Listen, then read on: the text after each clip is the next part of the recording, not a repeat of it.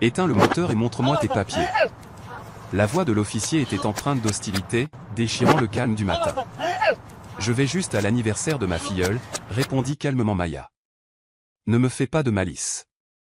Où as-tu trouvé l'argent pour acheter cette voiture? L'agent Deka Martinez s'est approché, une main posée sur son arme. Officier, je coopère pleinement à votre enquête. Enquête? Qui t'a dit de me corriger, l'interrompit-il, avant de la plaquer violemment contre la voiture. C'est un usage excessif de la force, a déclaré Maya fermement. La gifle qu'il lui a donnée a résonné dans la rue. Ce que l'agent Martinez ne savait pas, c'est qu'il venait d'agresser un juge d'une cour d'appel, celui qui était sur le point de changer sa vie pour toujours. Avant de plonger dans la suite, laissez un commentaire ci-dessous et dites-nous d'où vous regardez. Bonne lecture. Maya Thompson conduisait sa Honda Civic bleue dans les rues de Birmingham par un samedi matin ensoleillé. Vêtue d'un jean de basket et d'un chemisier simple, elle ressemblait à n'importe quelle étudiante ou jeune professionnelle. Elle se rendait à l'anniversaire de sa filleule, Emma, qui fêtait ses 10 ans à l'autre bout de la ville. En tant que juge à la cour d'appel du comté de Jefferson au cours des 3 dernières années, Maya avait rarement des week-ends de libre, mais elle avait promis à Emma qu'elle serait là. Sur le siège passager se trouvait un cadeau soigneusement emballé, un kit de chimie qu'Emma avait demandé des mois auparavant. Maya sourit, se souvenant qu'Emma n'était qu'une petite fille curieuse du quartier avant que Maya ne devienne l'une des plus jeunes juges du comté. Elle avait délibérément choisi de ne pas conduire son véhicule officiel ce jour-là. Elle aimait séparer sa vie personnelle de son rôle professionnel, notamment lors d'événements familiaux. Un doux jazz résonnait à la radio tandis qu'elle regardait la ville s'éveiller lentement. L'anonymat de ce samedi ordinaire, au volant comme tout citoyen, avait quelque chose d'apaisant. Ce que Maya ne savait pas, c'est qu'en quelques minutes, elle allait découvrir exactement comment les « citoyens ordinaires », comme elle était traitée par le système même qu'elle représentait. À 3 pâtés de maison de la maison de Sarah, un poste de contrôle de police bloquait la route principale. L'agent Derek Martinez, un vétéran de 12 ans avec 4 plaintes disciplinaires antérieures non prouvées, a fait signe à Maya d'arrêter. Il l'a regardée à travers le pare-brise et son comportement a changé instantanément. Il a vu une jeune femme noire conduire seule dans un quartier de classe moyenne et a immédiatement supposé que quelque chose n'allait pas. Maya a poliment baissé la fenêtre. « Bonjour, officier. » Derek ne lui rendit pas son salut. Il aboya plutôt, « Éteins le moteur et montre-moi tes papiers. » Sa voix exprimait une hostilité que Maya avait entendue d'innombrables fois dans des affaires de discrimination devant les tribunaux. Elle lui a remis son permis de conduire et sa carte grise, en gardant ses mains bien visibles, une pratique de sécurité qu'elle avait apprise auprès des avocats des droits civiques. Deka a examiné les documents, visiblement irrité de constater que tout était en ordre. « Cette voiture est vraiment à toi ?» demanda-t-il d'un ton accusateur.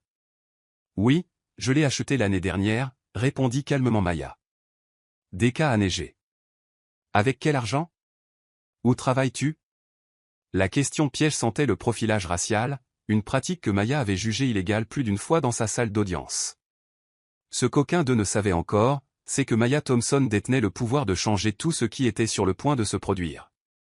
Derek lui a ordonné de sortir du véhicule pour un « contrôle de sécurité », dépassant clairement les limites légales d'un contrôle routier de routine. Maya connaissait ses droits.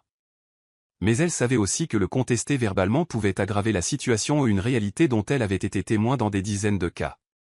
Elle s'exécuta avec une dignité tranquille, gardant ses mouvements lents, ses mains visibles. Deka a commencé à fouiller son véhicule sans mandat, en violation flagrante du 4e amendement. Maya en a pris note. D'autres officiers se tenaient à proximité. Certains semblaient inquiets. D'autres étaient hébétés, habitués à voir ce genre de scène bien trop souvent. Parmi eux se trouvait le détective James Carter, un officier noir dont la sœur cadette avait été victime de violences policières à Atlanta 3 ans plus tôt. Ce traumatisme l'avait conduit à être transféré à Birmingham, dans l'espoir de faire une différence.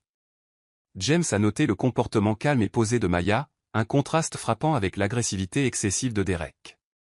Il s'est approché prudemment. « Derek, tout semble en ordre ici. On peut passer à autre chose. » Derek se retourna, visiblement irrité. « Elle est trop intelligente. Ces gens devraient apprendre à respecter l'autorité. » James recula, mais son regard croisa brièvement celui de Maya. Tous deux comprirent la vérité, quelque chose clochait sérieusement dans cet arrêt. « Officier Martinez, » dit Maya en lisant sa plaque signalétique, « je coopère pleinement à votre enquête. Pour Deka, sa réponse calme et articulée ressemblait à un défi. Une enquête? Qui t'a dit que tu pouvais me corriger? Sans prévenir, il la poussa violemment contre la voiture. Maya resta debout, stupéfaite, mais pas surprise. Elle avait déjà présidé des affaires similaires. Officier, vous utilisez une force excessive, a-t-elle déclaré clairement. La phrase, légalement correcte et prononcée avec une autorité calme, a déclenché quelque chose de profond chez Deka. Il l'a giflé violemment. Le bruit retentit, attirant l'attention des piétons à proximité, qui s'arrêtèrent et regardèrent fixement. À ce moment critique, Maya prit une décision réfléchie. Elle devait décliner son identité comme l'exige la loi, mais seulement après s'être assurée de la présence de témoins. Je suis Maya Thompson, juge à la cour d'appel, annonça-t-elle fermement. Et vous venez d'agresser un magistrat en exercice. Un silence stupéfait suivit. Deka sentit le sang lui quitter le visage. James Carter s'avança, saisissant la gravité de ce qui venait de se passer. D'autres officiers commencèrent à murmurer entre eux. Le monde de Derek venait de s'effondrer et il ne s'en rendait même pas compte encore. Il resta figé quelques secondes, essayant de digérer ce qu'il venait d'entendre. Puis il laissa échapper un rire nerveux. Un juge? Toi? Une petite fille comme toi. Son esprit rejeta la vérité.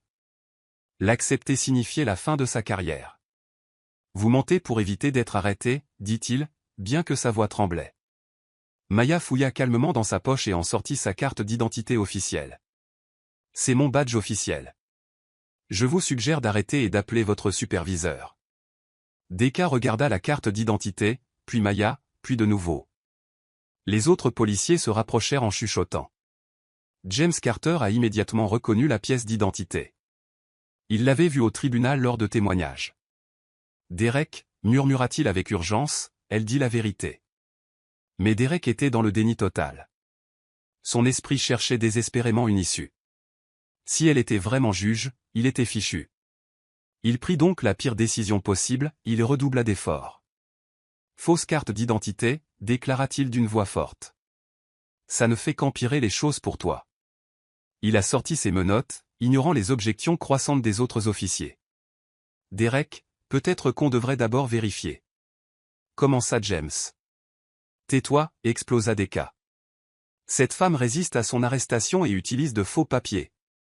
Maya réalisa que Derek était entré en état d'autodéfense psychologique. Il ne pouvait tout simplement pas accepter la réalité. Elle a arrêté de résister, sachant que chaque mouvement de Deka était désormais surveillé et enregistré. Agent Martinez, dit-elle calmement, vous commettez une grave erreur. La loi m'oblige à vous informer que je suis juge en exercice et que vous commettez une infraction fédérale. Deka a giflé les menottes. Un délit fédéral? Madame, vous allez en prison pour usurpation d'identité. James Carter a sorti son téléphone et a commencé à enregistrer. Plusieurs passants ont fait de même. Derek, perdu dans son déni, n'a pas remarqué que sa carrière était détruite en temps réel. Derek, arrête, dit James d'une voix désormais ferme. Il faut vérifier son identité avant d'aller plus loin. Mais Deka a poussé Maya vers la voiture de patrouille. Elle va au poste. Qu'il démêle ses mensonges là-bas. Maya n'a pas résisté. Elle savait que chaque seconde de cette arrestation illégale était documentée et que le système qu'elle servait viendrait bientôt la chercher. La seule question était, serait-ce assez rapide? Au 4e commissariat, Maya a été traitée comme n'importe quel détenu ordinaire, malgré ses déclarations répétées selon lesquelles elle était juge. Deka a demandé aux autres policiers d'ignorer ces fausses déclarations, créant ainsi un climat de déni collectif. Maya se retrouve désormais dans une situation impossible. Légalement, elle devrait être libérée immédiatement et Deka devrait être arrêtée. Pourtant, elle reste détenue par ses propres services. Lors de son admission, elle sollicite formellement l'appel téléphonique garanti par la Constitution. Qui souhaitez-vous appeler? Demande le sergent Mike Rodriguez, visiblement mal à l'aise face à toute cette situation.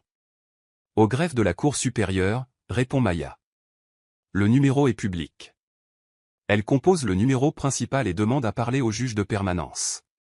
Ici la juge Maya Thompson. Je suis détenu illégalement au commissariat du 4e district. J'ai besoin que vous activiez le protocole judiciaire d'urgence. À l'autre bout du fil, le juge Robert Chen, son collègue depuis 2 ans, croit d'abord à une blague. Mais la voix de Maya, bien que posée, est chargée d'une tension qu'il reconnaît immédiatement. Maya, c'est sérieux? Absolument. J'ai été agressé par un policier nommé Deka Martinez et je suis détenu sous de fausses accusations malgré la présentation d'une pièce d'identité valide. Chen ne perd pas de temps. J'active le protocole immédiatement. Restez en ligne. En moins de 30 minutes, il contacte Margaret Foster, l'administratrice judiciaire du comté, une femme de 25 ans qui connaît par cœur tous les protocoles d'urgence.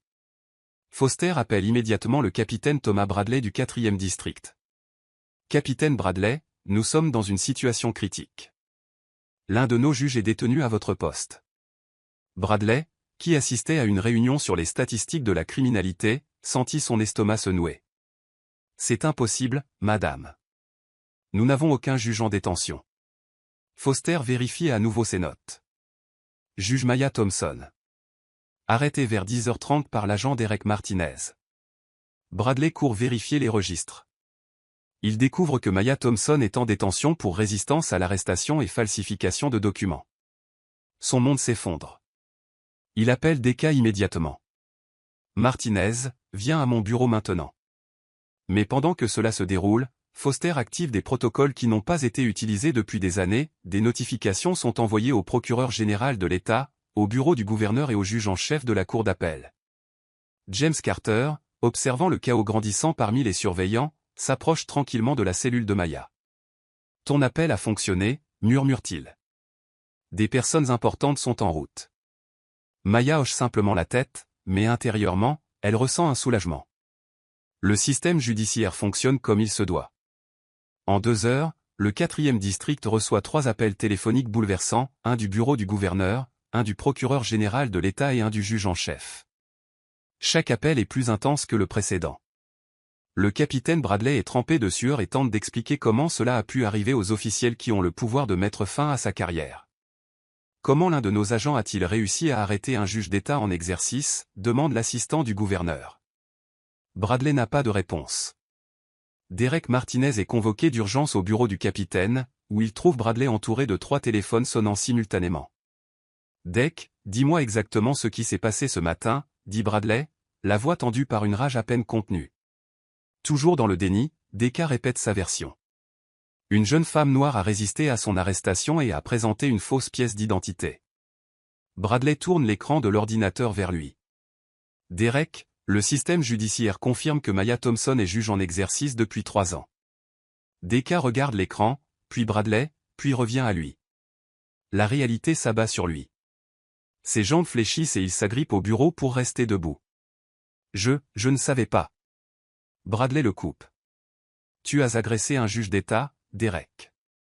Tu as détruit ta carrière, et peut-être la mienne aussi. Pendant ce temps, Margaret Foster arrive au poste avec 2 assistants judiciaires et des documents officiels garantissant la libération immédiate de Maya.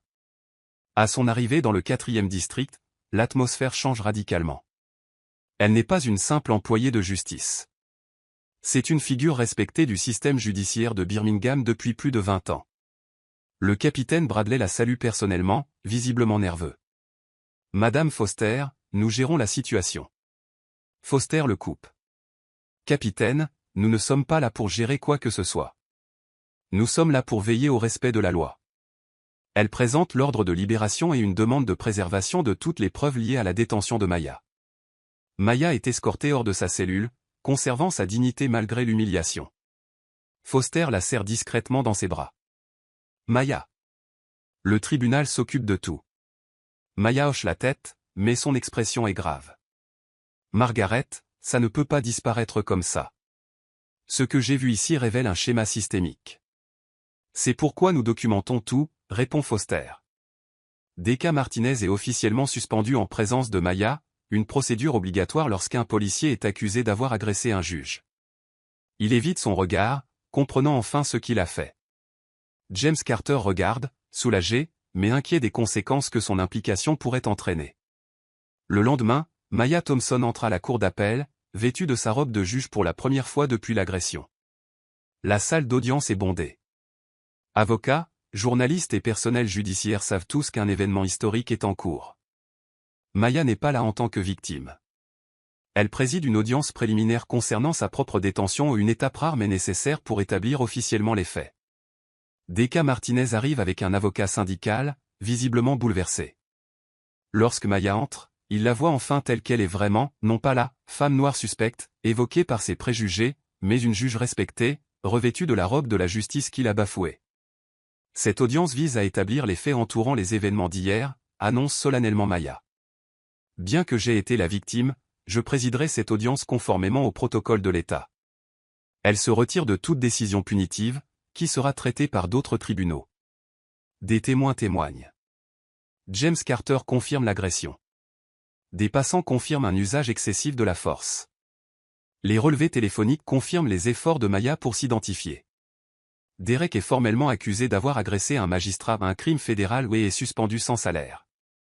Plus important encore, Maya ordonne une enquête complète sur les pratiques de détention du 4e district au cours des 5 dernières années. Officier Martinez, dit-elle en s'adressant directement à lui, vos actes ne me visaient pas seulement. Ils ont violé les droits constitutionnels et mis en danger tous les citoyens que vous avez juré de protéger. Decca parle enfin. Votre honneur, je n'ai aucune excuse. J'ai laissé mes préjugés obscurcir mon jugement. J'ai trahi tout ce que j'avais juré de défendre. Maya hoche la tête. Ces aveux sont un premier pas vers la justice, agent Martinez. Mais reconnaître ces actes ne suffit pas. Nous devons déterminer si vos actes constituent un incident isolé ou s'inscrivent dans un schéma plus large. L'enquête qu'elle lance révèle des statistiques choquantes sur le profilage racial au sein du département. Le cas de Decca devient le point d'entrée dans une crise systémique plus large qui affecte des centaines de vies. Après l'audience, Margaret Foster s'approche de Maya.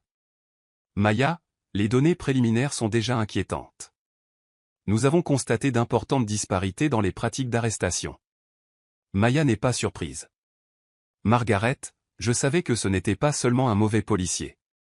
Nous devons examiner chaque cas, chaque pratique, chaque plainte ignorée. La justice commence enfin à suivre son cours. Mais Maya sait que ce n'est que le début d'une bataille bien plus profonde pour les droits civiques à Birmingham. L'enquête qu'elle a ordonnée révèle des données alarmantes. Au cours des 5 dernières années, le poste de police du 4e district a arrêté des citoyens noirs pour « résistance à l'arrestation » à un taux 340% plus élevé que celui des citoyens blancs, malgré le fait qu'il dessert une zone démographiquement équilibrée. Plus choquant encore, 78% de ces arrestations n'ont jamais abouti à une condamnation, ce qui suggère que les accusations initiales étaient souvent sans fondement.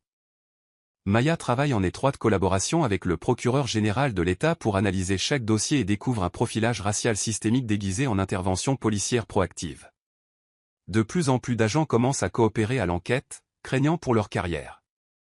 James Carter devient un témoin clé, fournissant un aperçu détaillé d'une culture départementale qui a normalisé de telles pratiques.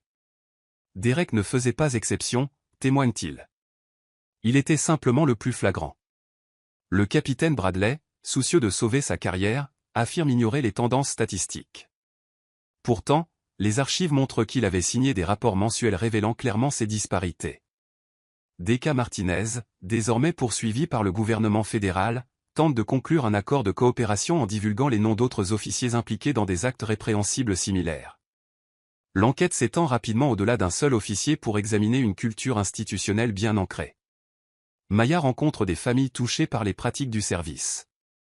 Carmen Rodriguez, une infirmière arrêtée pour flânerie en attendant un bus, l'aborde. Juge Thompson, personne ne m'aurait cru seul, dit-elle. Maya la met désormais en contact avec des avocats spécialisés dans les droits civiques. Carmen, ta voix compte. Tous ceux qui ont subi une injustice méritent d'être entendus. Cette affaire devient un catalyseur pour la réforme des pratiques policières, non seulement à Birmingham, mais dans des départements similaires à travers l'État. L'analyse des données révèle que les superviseurs étaient depuis longtemps au courant des pratiques de profilage racial, mais les toléraient afin de maintenir des statistiques d'arrestations élevées. Maya réalise que le problème va au-delà de Decca Martinez. Il s'agit de démanteler un système qui a permis à la discrimination de prospérer sous couvert de maintien de l'ordre. Nous ne poursuivons pas seulement un policier, explique-t-elle à Margaret Foster. Nous examinons comment les institutions trahissent les citoyens en l'absence de responsabilité. Foster est d'accord. Maya, cette enquête pourrait changer les pratiques policières dans tout l'État. Êtes-vous prête à subir un tel examen? Maya n'hésite pas. Margaret, si nous ne saisissons pas cette occasion d'apporter un réel changement, l'agression de Decca contre moi n'aura servi à rien. Nous le devons à tous les citoyens qui ont souffert en silence. L'enquête s'élargit pour inclure les violations des droits civils fédéraux, le ministère de la Justice lançant un examen des pratiques policières à Birmingham. Lorsque les journalistes découvrent qu'un juge d'État a été agressé et arrêté illégalement dans le cadre d'un incident impliquant un profilage racial, l'affaire fait la une des journaux nationaux. Initialement hésitante à s'exprimer publiquement, Maya réalise que sa position lui donne le pouvoir d'amplifier la voix de ceux qui ne bénéficient pas d'une protection institutionnelle. Lors d'une conférence de presse soigneusement préparée, elle se présente non pas comme une héroïne, mais comme un témoin privilégié de problèmes systémiques. Mon expérience a été choquante, mais elle n'était pas unique, déclare-t-elle. La seule différence, c'est que j'avais le pouvoir institutionnel de me faire entendre. Des organisations de défense des droits civiques de tout le pays commencent à envoyer des représentants à Birmingham. Des familles ayant vécu des expériences similaires se manifestent, inspirées par l'exemple de Maya. Carmen Rodriguez, l'infirmière arrêtée pour avoir flâné en attendant un bus, s'approche à nouveau de Maya après la conférence. Juge Thompson, personne ne m'aurait cru si j'avais été seul. Mais maintenant que vous avez parlé, Maya la met en contact avec des avocats spécialisés dans les droits civiques. Carmen, ton histoire compte autant que la mienne. Ensemble, nous pouvons exiger le changement. Cette affaire devient un catalyseur à l'échelle de l'État pour la réforme de la police. Martinez coopérant désormais pleinement, il révèle que ses supérieurs étaient au courant du profilage racial mais l'ont laissé continuer afin de préserver les statistiques d'arrestation. Ils nous ont dit d'être proactifs, se souvient Eric. Mais tout le monde savait ce que cela signifiait vraiment. Les enquêteurs fédéraux interrogent des dizaines d'agents. Nombre d'entre eux admettent avoir été témoins de pratiques discriminatoires, mais craindre des représailles s'ils les signalaient. James Carter devient un témoin clé, décrivant comment de bons officiers ont été contraints de garder le silence sur leurs fautes. La culture était claire, la loyauté envers le ministère passait avant la protection des droits des citoyens, explique-t-il. Maya travaille avec les législateurs de l'État pour rédiger de nouvelles lois de surveillance. Le projet de loi impose la publication publique de rapports mensuels d'arrestation par race et exige des enquêtes chaque fois que les disparités dépassent des seuils définis. Le capitaine Bradley est suspendu pendant que les enquêteurs fédéraux examinent son rôle dans la dissimulation de pratiques discriminatoires. Maya reçoit des lettres de citoyens de tout l'Alabama détaillant des expériences similaires avec la police. Chaque histoire renforce sa conviction que l'agression de Decca n'était que la partie visible d'un problème beaucoup plus profond. Nous ne pouvons pas laisser passer ce moment sans un changement réel et durable, déclare-t-elle à ses collègues juges. Si nous le faisons, nous trahirons tous les citoyens qui nous ont fait confiance pour défendre leurs droits. Le ministère de la Justice annonce qu'il va enquêter sur les pratiques policières dans 3 villes de l'Alabama, à commencer par Birmingham. Des mois après son arrestation, Maya préside le procès pénal de Decca Martinez pour agression d'un juge et violation des droits civils. Decca plaide coupable en vertu d'un accord exigeant une coopération totale avec les enquêtes fédérales. Lors de la détermination de la peine, Maya utilise son pouvoir discrétionnaire avec sagesse et clarté. Monsieur Martinez, dit-elle, vos actions à mon égard étaient motivées par des préjugés qui ont empoisonné votre sens de la justice. Vous ne m'avez pas perçue comme une citoyenne méritant le respect, mais à travers le prisme des stéréotypes raciaux. Decca, sincèrement plein de remords après des mois de thérapie obligatoire, répond. Juge Thompson, rien ne peut excuser ce que j'ai fait. Je comprends maintenant que j'ai violé non seulement la loi, mais aussi les principes que j'ai juré de défendre. Maya le condamne à 18 mois de prison, 3 ans de probation et 500 heures de travaux d'intérêt général dans des organisations de défense des droits civiques, une peine qui privilégie la réforme plutôt que la vengeance. Monsieur Martinez, ajoute-t-elle, la punition seule ne changera pas la culture qui a façonné votre comportement. Votre véritable sentence est de passer les années à venir à apprendre à connaître les communautés que vous avez lésées et à œuvrer pour réparer les dégâts. Le capitaine Bradley est licencié après qu'une enquête administrative a révélé qu'il avait systématiquement ignoré les plaintes de discrimination. Des courriels internes montrent qu'il avait demandé aux officiers d'éviter de documenter les incidents à motivation raciale. James Carter est promu superviseur de la formation aux droits civiques et chargé de diriger les réformes internes. Sa première initiative exige que tous les agents participent à des séances mensuelles avec les membres de la communauté qui ont été victimes d'inconduite policière. Nous avons besoin que les officiers considèrent les citoyens comme des personnes, et non comme des statistiques, explique Carter aux nouvelles recrues. Plus important encore, cette affaire crée un précédent juridique au niveau de l'État pour la poursuite du profilage racial institutionnel. Maya collabore avec le procureur général de l'État pour établir de nouveaux protocoles. Les services de police doivent désormais soumettre des statistiques mensuelles d'arrestation par origine ethnique, et les disparités importantes déclenchent automatiquement des examens fédéraux.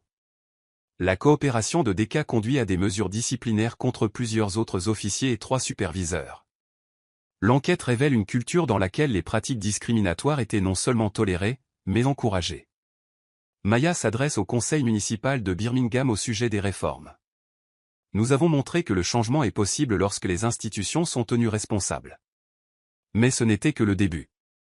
Le fonds d'indemnisation des victimes a atteint 12 millions de dollars, fournissant une aide financière aux familles touchées par des pratiques policières discriminatoires. Inspirée par l'exemple de Maya, Carmen Rodriguez a repris ses études et est devenue avocate spécialisée dans les droits civiques. Son premier dossier concernait une famille dont le fils adolescent avait été arrêté pour « comportement suspect » alors qu'il rentrait de l'école à pied. Le juge Thompson m'a montré que dire la vérité au pouvoir peut créer un réel changement, a déclaré Carmen lors de sa remise de diplôme en droit. 18 mois après l'incident, de véritables réformes ont commencé à prendre forme au sein du département de police de Birmingham. Une formation obligatoire sur les préjugés inconscients a été introduite, ainsi que l'utilisation généralisée de caméras corporelles et des audits statistiques mensuels permettant de suivre les arrestations à l'aide de données démographiques. Maya, qui travaille désormais sur une réforme judiciaire à l'échelle de l'État, a aidé à concevoir des protocoles pour détecter le profilage racial systémique dans d'autres comtés. Le modèle de Birmingham est devenu un modèle pour la réforme de la police en Alabama. Un fonds de 12 millions de dollars a été créé pour indemniser les victimes confirmées de profilage racial au cours des 5 dernières années, un montant important mais réaliste pour les budgets municipaux. Carmen, inspirée par Maya, est retournée à l'école et a étudié le droit. Sa première affaire ? Une adolescente arrêtée pour avoir flâné à l'arrêt de bus de son école. Le juge Thompson m'a appris que le courage d'une seule personne peut changer un système entier, a déclaré Carmen avec fierté lors de sa cérémonie de remise de diplôme. James Carter a dirigé un nouveau programme pionnier dans lequel les officiers ayant des antécédents de préjugés implicites recevaient une formation intensive, et pas seulement une sanction. Notre objectif n'est pas seulement de punir les fautes professionnelles, a expliqué Carter. Nous apprenons aux policiers à considérer chaque citoyen comme un enfant, un parent ou un voisin. Deca Martinez, qui purge actuellement sa peine, a participé à des programmes éducatifs en prison axés sur la diversité et les droits civiques. Il écrivit des lettres à Maya. Elle les lut, mais ne répondit pas. Elle comprit que la véritable rédemption devait venir de l'intérieur. Plus important encore, les taux d'arrestation pour profilage racial à Birmingham ont chuté de 60% en 2 ans, prouvant qu'un changement systémique est possible lorsque la surveillance est appliquée. Maya a conservé son poste sur le banc mais a également servi de consultante pour les efforts de réforme de la justice raciale de l'État. Elle a aidé à former des juges d'autres comtés à reconnaître les schémas de discrimination au sein de leur salle d'audience. L'enquête fédérale s'est étendue à 5 villes supplémentaires de l'Alabama, utilisant Birmingham comme preuve vivante que la réforme fonctionne si les institutions sont tenues responsables. Une nouvelle législation de l'État exige que chaque service de police communique trimestriellement les données d'arrestation par race. Les départements présentant des disparités importantes seraient soumis à un examen fédéral automatique et risqueraient de perdre le financement de l'État. Lors d'une conférence de juges d'État, Maya a prononcé un discours liminaire. Nous avons appris que la justice ne se limite pas à ce qui se passe dans les salles d'audience. Elle commence dès le moment où un citoyen rencontre les forces de l'ordre. Le département de police de Birmingham, autrefois sous enquête fédérale, était devenu un modèle de police progressiste. D'autres villes ont envoyé des délégations pour étudier leurs réformes. Maya a réfléchi au chemin parcouru. Le changement a été lent, mais il était réel. Chaque mois, de moins en moins de familles vivaient ce qu'elle avait vécu ce samedi matin. 3 ans après son arrestation, Maya a emprunté les mêmes rues où Deca Martinez l'avait agressée. Cette fois, elle a vu des agents de la communauté parler respectueusement aux habitants. Des caméras corporelles étaient clairement visibles sur chaque uniforme. 2 ans plus tard, Maya Thompson était assise dans son bureau judiciaire en train de préparer une affaire de droit civique lorsque son téléphone a sonné. C'était Sarah, sa meilleure amie. Maya, Emma veut que tu viennes à sa fête d'anniversaire de 12 ans. Elle dit que tu es son héroïne. Maya sourit en se souvenant de la façon dont tout a commencé alors qu'elle se rendait à la fête du 10e anniversaire d'Emma. Dis-lui que je serai là, dit Maya. Et cette fois, je serai à l'heure. Elle regarda la photo sur son bureau, Carmen Rodriguez, lors de sa remise de diplôme en droit, debout à côté d'autres femmes dont les dossiers avaient été rouverts après l'enquête de Maya. Sur le mur était accrochée une simple citation gravée. La justice ne se résume pas à ce que nous faisons au tribunal, mais aussi à la manière dont nous nous traitons les uns les autres dans la rue. Cet après-midi-là, Maya a traversé le même quartier où elle avait été agressée 2 ans plus tôt, non pas en tant que victime ou symbole, mais en tant que citoyenne de Birmingham, dans une ville devenue un peu plus juste. À la radio, un reportage mentionnait que le modèle de réforme de la police de Birmingham était étudié par d'autres villes. Maya n'avait pas été nommée exactement comme elle l'aurait souhaité, mais cela ne la dérangeait pas. À un feu rouge, elle a vu James Carter conduire une voiture de patrouille avec une jeune recrue à ses côtés, lui enseignant probablement la valeur du respect. Decca Martinez purgeait toujours sa peine et participait désormais véritablement à un programme de réhabilitation. La justice était loin d'être terminée, mais Birmingham était un peu meilleur qu'elle ne l'avait été et Maya savait que c'était tout ce que l'on pouvait espérer, faire la différence, une décision, une interaction respectueuse à la fois. Son téléphone a vibré. C'était un message de Carmen Rodriguez. Je viens de gagner mon premier procès en matière de droit civique. Merci de m'avoir montré que le courage est contagieux. Maya répondit, tu as trouvé ton courage, Carmen. Je t'ai seulement aidé à voir qu'il était déjà là. Elle est arrivée à la fête d'Emma pile à l'heure. La petite fille courut la serrer fort dans ses bras et Maya réalisa que parfois les victoires les plus significatives sont les plus silencieuses, comme une fille de 12 ans qui grandit en croyant que la justice est possible parce qu'elle l'a vu prendre vie. Alors que Maya regardait Emma ouvrir ses cadeaux, entourée de sa famille et de ses amis de tous horizons, elle pensait à Decca Martinez en train d'apprendre l'existence des communautés qu'il avait autrefois blessées. Elle pensait à James Carter enseignant aux nouveaux officiers à voir les gens comme des êtres humains. Elle pensait à Carmen Rodriguez, qui se bat aujourd'hui pour les familles qui avaient besoin de quelqu'un pour les défendre. Le cercle n'était pas complet et il ne l'est jamais mais il s'était élargi. Cela protégeait désormais davantage de personnes. Maya a remis à Emma son cadeau, un autre kit scientifique. Parce que les esprits curieux changent le monde. Que veux-tu faire quand tu seras grand, demanda Maya. Emma rayonnait, un juge comme vous, pour que je puisse aussi aider les gens. 5 ans après son arrestation, Maya Thompson a reçu une invitation inattendue. Decca Martinez, libérée de prison depuis 2 ans maintenant, a demandé à la rencontrer. Sa lettre était simple. Juge Thompson, j'aimerais m'excuser en personne et vous montrer ce que j'ai appris. Maya a accepté de le rencontrer dans un café du centre-ville, dans le quartier même où elle avait été arrêtée. Derek est arrivé tôt, habillé de façon décontractée, et l'air profondément transformé. La prison et la thérapie l'avaient transformé. Juge Thompson, merci d'avoir accepté de me rencontrer, commença-t-il nerveusement. Je sais que je ne mérite pas votre temps. Maya l'a étudié attentivement. Monsieur Martinez, je suis ici parce que je crois en la rédemption. Montrez-moi ce que vous avez appris. Decca a décrit son travail avec une organisation à but non lucratif qui aide les anciens policiers à comprendre les préjugés implicites. J'explique aux services de police comment les préjugés détruisent les communautés et les policiers eux-mêmes. Je leur raconte mon histoire en guise d'avertissement. Il lui a montré des lettres de personnes dont les dossiers avaient été réexaminés à la suite de l'enquête déclenchée par son arrestation. 43 personnes ont vu leurs charges abandonnées ou leur casier judiciaire effacé. 12 familles ont été indemnisées pour arrestations injustifiées. Maya hocha la tête. Monsieur Martinez, la responsabilisation ne se résume pas à une punition. Il s'agit d'apprendre et de changer. Ce que vous faites compte. La voix de Decca se brisa. J'ai détruit tant de vies à cause de mes préjugés. Je ne peux pas effacer cela, mais je peux contribuer à empêcher d'autres policiers de faire la même chose. Maya a ressenti un véritable remords, pas seulement de la culpabilité. L'homme qui l'avait arrêté n'aurait jamais admis sa faute. Et voilà qu'il l'avait fait. Les gens peuvent évoluer, même après avoir commis de terribles erreurs. Leur conversation a duré 1 heure. Derek n'a pas demandé pardon. Il a demandé des conseils pour mieux aider les autres à changer. Après son départ, Maya s'est assise tranquillement, réfléchissant à la complexité de la justice.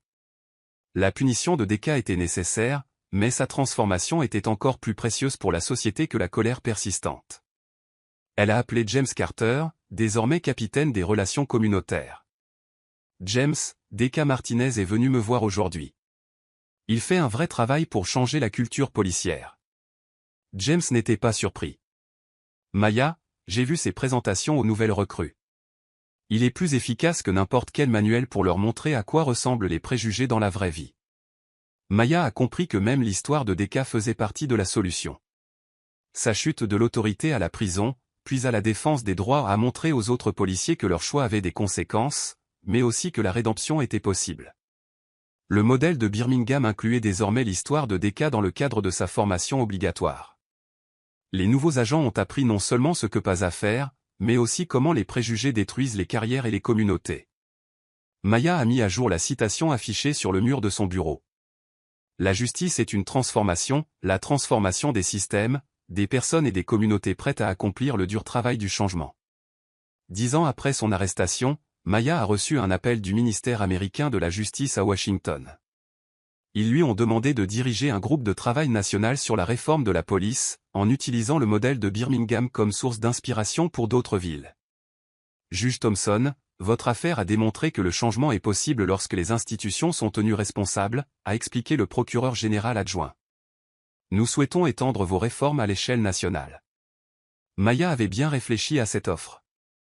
Cela signifiait quitter son tribunal de Birmingham, mais l'opportunité d'avoir un impact sur des milliers de citoyens à travers le pays était indéniable.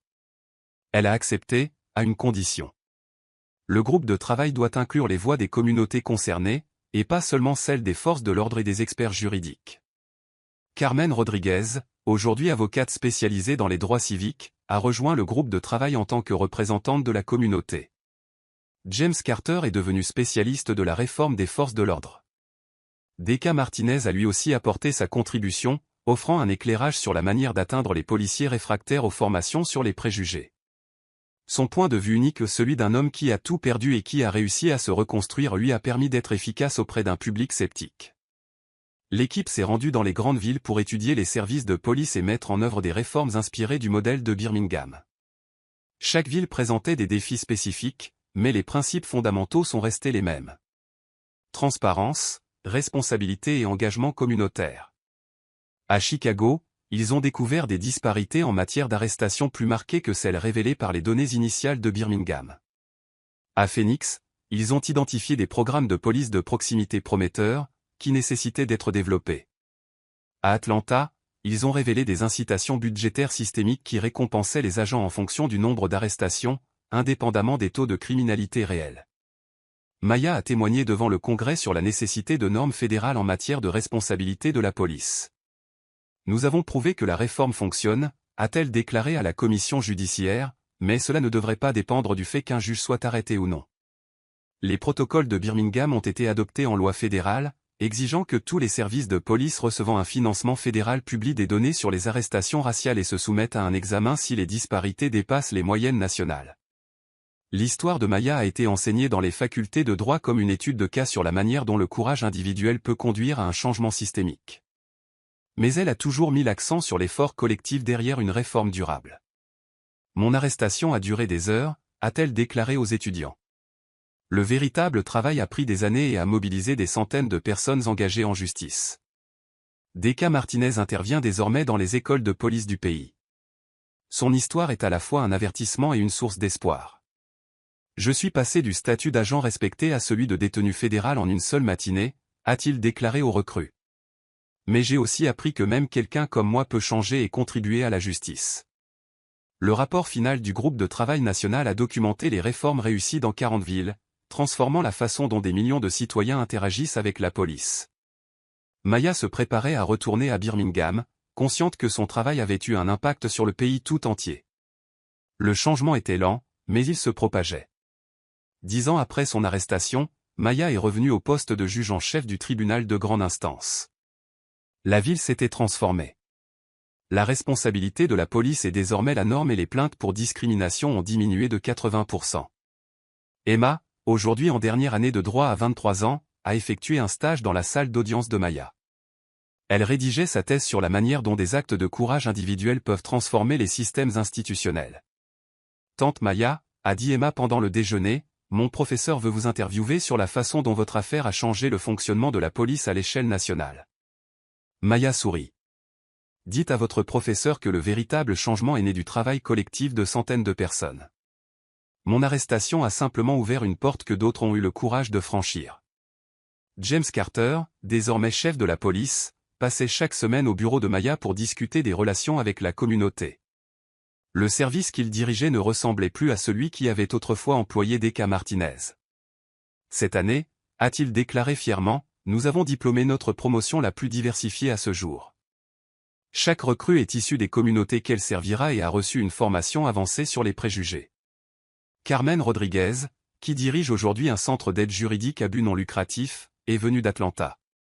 Maya, nous utilisons le modèle de Birmingham pour former des avocats dans tout le sud des États-Unis. Votre cas nous a appris que la justice exige à la fois du courage individuel et un changement systémique. Derek Martinez, aujourd'hui directeur d'une association à but non lucratif œuvrant pour la réforme de la police, envoyait régulièrement à Maya des rapports trimestriels sur son travail. Son programme avait formé plus de 3000 agents dans 40 États. Juge Thompson, écrit-il dans sa dernière lettre, j'ai parlé à des cadets à Denver la semaine dernière. Quand je leur raconte comment mes préjugés ont ruiné ma carrière et blessé des innocents, ils m'écoutent. Ma honte est devenue leur leçon. Maya étudia attentivement ces rapports. La transformation de Decca symbolisait quelque chose de puissant. Même ceux qui causent le plus grand tort peuvent devenir des forces du bien, s'ils changent vraiment. Mais le changement le plus significatif a été plus discret. Maya a parcouru les quartiers de Birmingham où les citoyens ne se crispaient plus à la vue d'une voiture de police. Les enfants saluaient les policiers au lieu de se cacher. Les réunions communautaires étaient axées sur le partenariat, et non sur les plaintes. Sa filleule, Emma, postulait pour un poste de greffière fédérale, dans l'espoir de travailler sur des dossiers de droit civique. Je veux poursuivre ce que tu as commencé, tante Maya. Chaque génération doit défendre la justice. Maya ressentait de la fierté, mais aussi du réalisme. Emma, le travail n'est jamais terminé. Chaque génération est confrontée à de nouveaux défis en matière d'équité et d'égalité. Lors de la remise des diplômes d'Emma à la faculté de droit, Maya a prononcé le discours d'ouverture. Vous entrez dans une profession où les choix individuels peuvent engendrer un changement systémique, a-t-elle déclaré aux diplômés. Utilisez ce pouvoir avec sagesse. Emma a reçu le prix du droit des droits civiques et l'a dédié à Maya. Elle m'a appris que le courage ne se résume pas à l'absence de peur, mais à faire ce qui est juste, même quand on a peur. Maya a observé la nouvelle génération d'avocats assermentés, sachant que l'avenir de la justice était entre de bonnes mains. 15 ans après son arrestation, Maya Thompson s'apprêtait à prendre sa retraite à l'âge de 55 ans. Sa dernière semaine en tant que juge en chef a été marquée par des cérémonies honorant ses contributions à la réforme de la justice, mais elle s'est concentrée sur la conclusion de ses dernières affaires. Lors de son dernier jour, elle a reçu un visiteur inattendu. Derek Martinez, aujourd'hui âgé de 58 ans et aux cheveux gris, a demandé à lui parler en privé. Juge Thompson, je voulais juste vous remercier avant que vous ne preniez votre retraite, dit-il doucement, sa voix ferme mais pleine de quelque chose de plus profond. Non pas pour m'avoir pardonné, mais pour m'avoir montré que la rédemption est possible. Maya le regarda. L'officier en colère et plein de préjugés d'il y a 15 ans avait disparu. À sa place se tenait un homme qui avait passé chaque jour depuis à essayer d'arranger les choses. Monsieur Martinez, répondit-elle doucement, c'est vous qui avez fait le travail. Je n'ai jamais renoncé à croire que les gens pouvaient changer. Decca lui tendit une photographie, soigneusement protégée par une pochette transparente. Elle montrait un jeune officier noir recevant une médaille d'honneur. Voici Marcus, dit Decca d'une voix légèrement tremblante. C'est un jeune que j'ai encadré. Il vient du même quartier où je t'ai arrêté. Il est devenu policier parce qu'il voulait prouver que la police pouvait servir sa communauté avec respect. Maya hocha lentement la tête, le poids du moment s'installant dans sa poitrine. C'est là la véritable mesure de ta rédemption, Derek. Non pas ce à quoi tu as survécu, mais ce que tu as aidé les autres à devenir. À ce moment-là, Emma les rejoignit. Elle avait alors 32 ans et était procureure fédérale spécialisée dans les droits civiques. Elle se tenait avec une force tranquille, à l'image de la femme qui l'avait élevée. Elle se préparait à sa première affaire importante, un procès pour faute policière. L'exemple de Maya avait posé les bases de son argumentation depuis longtemps. Tante Maya, dit-elle, les yeux brillants de détermination, mon procès commence la semaine prochaine. L'avocat de la défense a tenté de démontrer que la partialité d'un seul officier ne prouve pas l'existence d'une discrimination systémique. Maya sourit d'un air entendu, se penchant légèrement vers sa nièce. « Et qu'as-tu dit » Les yeux d'Emma brillaient de détermination. J'ai cité Thomson C. Service de police de Birmingham. J'ai expliqué que les actions individuelles peuvent révéler des défaillances institutionnelles quand des schémas commencent à apparaître. Plus tard dans l'après-midi, Maya et Emma marchaient ensemble dans le centre-ville de Birmingham. Devant le siège de la police, une nouvelle plaque brillait sous le soleil. Elle rendait hommage au partenariat du département avec la communauté et à son engagement renouvelé en faveur d'une police constitutionnelle.